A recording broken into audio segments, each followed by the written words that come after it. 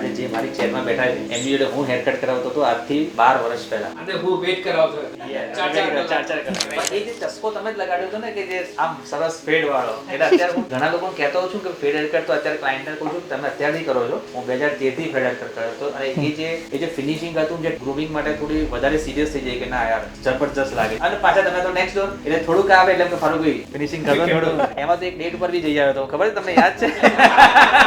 એ date fail ગઈ હતી પણ એ ચસ્કો હતો કે ના હેરકટ તો આમ સ્ટાઇલિશ થઈને જ જવું છે, રાઈટ? પણ મજા આવી. ત્યાંથી ગ્રુમિંગ નું સ્ટાર્ટ થયું કે અન્ડરસ્ટેન્ડિંગ આવી કે ઓકે ગ્રુમિંગ જરૂરી છે. તો ફ્રોમ લંડન ની જર્ની થી આજે અમદાવાદ ની અંદર, રાઈટ? તો સ્પેશિયલ ટુ સી ટુ અકેન્ડમ કેટી. યસ. યુ અમારા માટે કેડી છે. Yes yes yes. ખબર છે કેવી રીતે હાથમાં આવ્યું? God's plan is better than your plan. Always આપણે રીવ્યુ કરીએ છીએ પણ મજા આવી ગઈ કે તમે અહીંયા આયા ને અને તમે મને પણ પ્રાઉડ છે તને મળીને સ્પેશિયલી એન્ડ યોર બ્રધર.